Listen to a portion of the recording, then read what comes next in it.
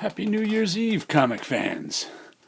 I usually don't do. Matter of fact, I've never done a wish list for the coming year of comics. Being that I'm not a back issue buyer much, I've never made one. But I decided, in the spirit of being forward-looking to 2017, I would come up with a list of 10, even though I made it 11, comics that I'd want to get in this upcoming year. You know, back issue stuff. And let's see, some of them are really series because they're not expensive, they're not hard to find, but I just have never gotten around to getting them. But the first thing I'll show you is here's issue Delphine 1 and 2. Now there's issues 3 and 4 also that I never got because these are a really nice big format, really kind of nicely printed. But they came out a year apart. I don't even remember what the story is, besides this guy going on this weird journey. By Richard Sala. And I guess by the time... And what also made these hard to collect is... If you look in the... Where's the indicia here? It says... Delphine number 2 is the 20th book in the Ignatz collection. And the Ignatz collection is this special high-end comic book thing. I think there's an ad for it in the middle, too. There we go, the Ignatz collection. So that means each issue of these, not only did they come a year apart, and the third one probably came out even like, because I just kind of lost track of it by then, because you couldn't just put Delphine on your list, because Delphine isn't the name of the comic book. The Ignatz issue... It was just nutty to collect them, like 2006, 2007. And I don't think they're expensive, but they're not easy to... If you go and look on eBay, everybody's selling issue 1 and issue 2. Issue 3 and issue 4, I guess everybody else was like me and lost track of it by issue 3. And there's a collected edition of it, but it's not printed in this large format like this is, which I kind of really like. But anyway... The first thing on my list is Delphine number 3 and number 4. And the second thing on my list is to complete my collection of Bone. Here is the 10th anniversary special edition comic book. It came with a comic book, came with this little figure inside this box, and I got to Bone late. I think I first the issues I'm missing are issues 28 to 38. And like I said, I don't have fancy first printings or anything of that, but I came to Bone late. Whenever issue 28 came out, or 39 came out years and years ago, is when I started buying it off the stands. But first, I got off of eBay, like the Image Comics printings of issues 1 to 27 for, I don't know, they're dirt cheap. They're probably $1 a piece. And, you know, I just never got around to getting issues 28 to 38. I bought 39 till the end of the series. Cute little figure. But I just never got the... Look at that. $5.95 used to get you a full-color comic and a little figure. Boy, those days are gone, huh? But anyway, I'm going to be hunting down... Once again, they're not expensive because everybody, you know, wants the collected edition of Bone. But I want to try to track down issues 28 to 38. And look at this. We've got another 10th anniversary special reissue. This is Palookaville number 1, the 10th anniversary special. And what I'm looking for is Palookaville, the real issue number 1 and 2. You notice this one is also smaller than a normal comic.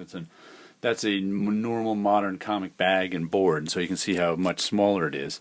But Palookaville is one that I started collecting with issue 3 and never even saw issue 1 and 2. And I said, I don't think they're expensive, but they just never pop. Issues 1 and 2 never pop up anywhere.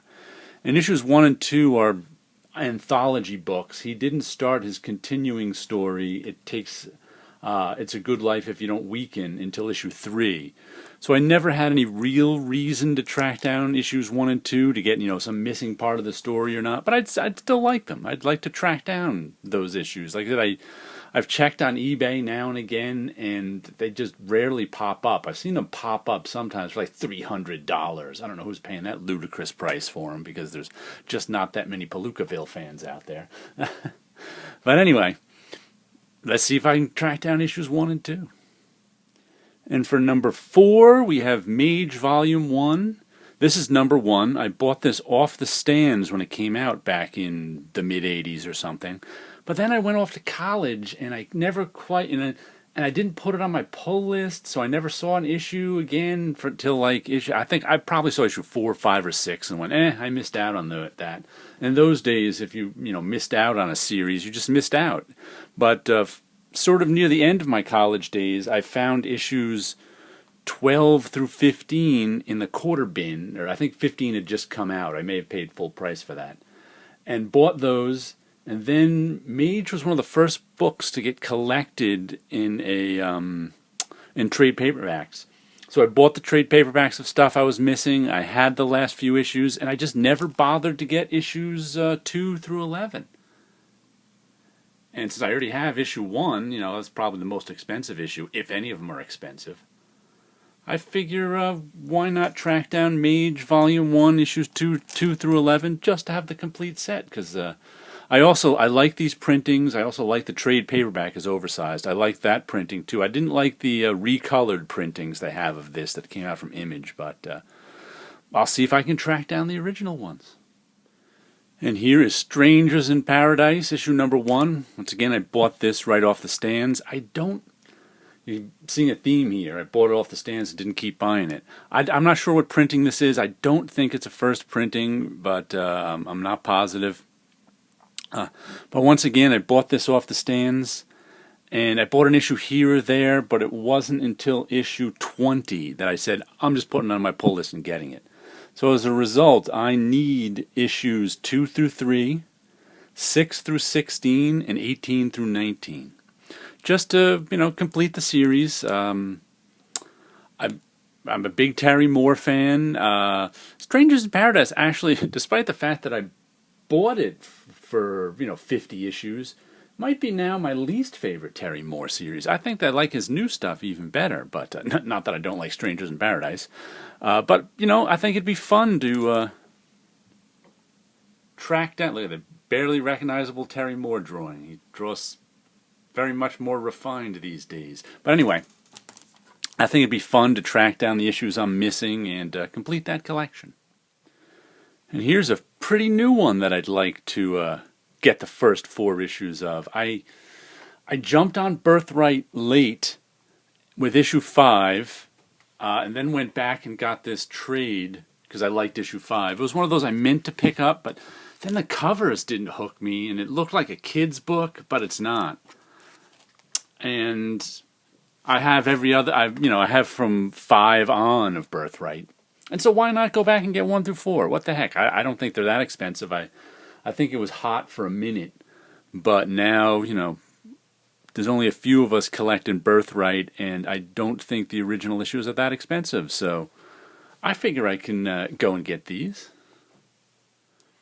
And here's a copy of Cross-Gen Chronicles number 1. This is a stand-in for the cross-gen books I want to get. Back in the early 2000s, I was collecting quite a few cross-gen books, but not all of them because I couldn't afford all of them. I kind of want to go back and get them. I've been meaning for the last like 10 years. I've wanted to go back and get them or something like that. But it's really a matter of space more than anything else because there's 3 series I don't have any issues of. The First, Mystic, and Sigil. Those 3 series. And I want to fill in, and they're not terribly expensive. I think I can get them on eBay for maybe $1 or $2 a piece, in a big lot. But it's more a matter of room, because that's 120 comics right there. And I got to get rid of comics, which I'm going to be doing this year. So I figure once I get rid of a couple of 100 comics, I'm going to look into finally getting these cross-gen ones. I figure I'll get rid of 2 for every one I get. Then I'll still have some space. But anyway, cross-gen... Like I said, I need the First, Mystic, and Sigil, plus a few other little series like Route 66 and I think Crux. That was the least good of all the cross-gen series, Crux. And this and that here or there. But I think it'd be fun to track them all down, this decade later. And here is Marvel Team-Up issue number 68. I think I did a feature on this comic in a contest video once. And this is my original copy from when I was a kid, and a nice chunk out of it there. Battered up top. Creases in Spider-Man's butt. And I think I want a mint condition copy of this. This was always one of my favorite comics as a kid. You can tell by how completely red it is. Spines all, corners all messed up. And I just think, because in my memory, it's mint condition. You know, my memory it doesn't look like this with a fold up top. So, you know, despite the fact I'll probably keep reading this one and just have the mint condition one to sit around. But once again, not an expensive book. Marvel Team Up number 68. Nothing special about it, except I really like it. And I think it would be fun to have a mint condition copy of it. And that's what I'm going to track down. And here is a facsimile version of Wonder Woman 108. It's just a printout. I made it look like a comic just for purposes of this video. But I wanted to throw a couple of comics on that were kind of more expensive, Silver Age stuff that I'd probably never get because I think this comic runs $100. But I just want them on the list just because I think they're cool and I wanted to show them off. And I'm not a huge Wonder Woman fan. I don't have many Wonder Woman comics in my collection, but I really like this cover. I had never seen it before a couple of years ago when I was looking through someone's list, somewhere on the internet of top Wonder Woman covers, and this is one of it. It's it's Ross Andru and Mike Esposito, and like I said, I don't think I've ever seen. It's from the late '50s. It's from like 1959, so it's old and expensive, and you never see this cover anywhere because who collects late 50s Wonder Woman? But anyway, I think this would be a cool cover to have in the collection. And, you know, I figured I'd throw it on the list just because I need a couple of hard-to-find things on the list, and here's the first of them. And this is the second hard-to-find thing on the list. No, not my EC Archives Frontline Combat. But I want, once again, just because of the cover, I've decided to throw an EC comic in there. Once again, I'll probably never get it. Maybe I'll get. I think they put out facsimile reprints of a lot of these EC comics, so maybe I'll get one of those. That's a lot cheaper. But anyway, let me show you the cover I want. It's issue number 3 of Frontline Combat. Harvey Kurtzman, of course. I think he drew all the covers to this. But here's the one. Wow! Look at the barrage the artillery's laying down. Artillery my foot. It's the Big Mo. I don't know. I like this cover a lot. I love the different directions they're facing. I love the shapes in the background. And I like the fact that the Big Mo is the battleship Missouri, in case you're not up on your battleship history. I just like the fact that they reference an actual real battleship. And this the faces Harvey Kurtzman draws. If you've never seen these Frontline Combat covers and stories, they're pretty realistic and brutal. They say any realistic war comic is an anti-war comic, and that's what this is. A lot of these covers are just, I mean, this is one of the cheerier ones, if you can call it cheery. But anyway, Frontline Combat, issue number 3, that's the 10th one on my list. And for the 11th one on my list, we're going with the Steve Ditko Shade the Changing Man. As I said in one of my recent haul videos, I'm finally getting around to reading Shade the Changing Man in this omnibus version, and I really, really like it. I figured I could track down the 8 issues since it's the DC in the 70s stuff isn't that expensive either. So I think it would be fun to have the original issues of Shade the Changing Man. And also, let me show you, for any Shade the Changing Man fans out there, in this omnibus are 2 issues of Shade that were never printed. When the DC implosion happened and they canceled a lot of books, there were still 2 issues of Shade in the can, but they never printed them. And they're printed here for the first time, besides, you know, in a photocopy form way back when. So if you're looking for 2 extra issues of Shade the Changing Man from the 70s from Ditko, pick up the Steve Ditko omnibus.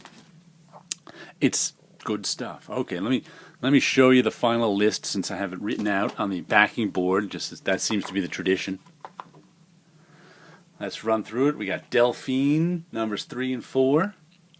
Bone, 28 to 38. Palookaville, 1 and 2. Mage, Volume 1, 2 through 11. Strangers in Paradise, 2 to 3, 6 to 16, 18 to 19. Birthright, 1 to 4. The Cross, CrossGen, the first, Mystic and Sigil. I think there's 37 issues each of those. Marvel Team Up 68, Wonder Woman 108, Frontline Combat number 3, and Shade the Changing Man 1 through 8. Oh, by the way, I was just, when looking up what year that Wonder Woman 108 came out, 59, I noted that I went to this, it brought me to the CGC, whatever that is, database, and only I think it was 13 of those Wonder Womans have been CGC'd. So I guess it's not the, despite the fact that it shows up in classic Wonder Woman cover lists, I guess there's not a lot of them around. But anyway, all you guys have a happy new year out there, and we'll catch you next time.